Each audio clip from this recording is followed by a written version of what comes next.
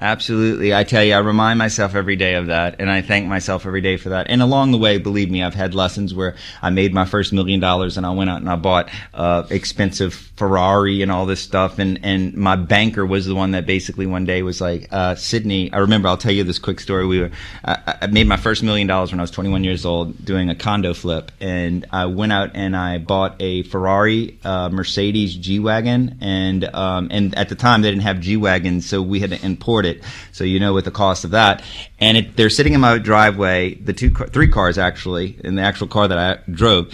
And my banker came over because I was trying to borrow $1.2 million to buy 2 apartment buildings. And I'm walking up the driveway, he's 6'2", and I turn around and he's like at the first car, like I'm by the third car walking up the driveway, he's at the first car, and he calls me back, and I walk over to him, and he puts his arm around me, and he says, you just made $1 million. I see $400,000 worth of cars sitting here. He's like, you're asking me to borrow $1.2 million. He goes, you're not committed. Why am I going to go to my board and fight for you to get you $1.2 million when you're buying assets that aren't going to produce you revenue, and you're more worried about your ego than your wallet? And so if you want me to do this loan for you, you have 2 choices.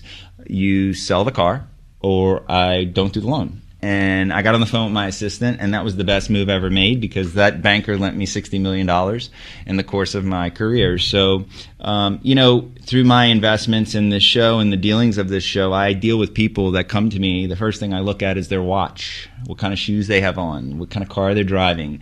I meet their wives to see how much jewelry they're wearing.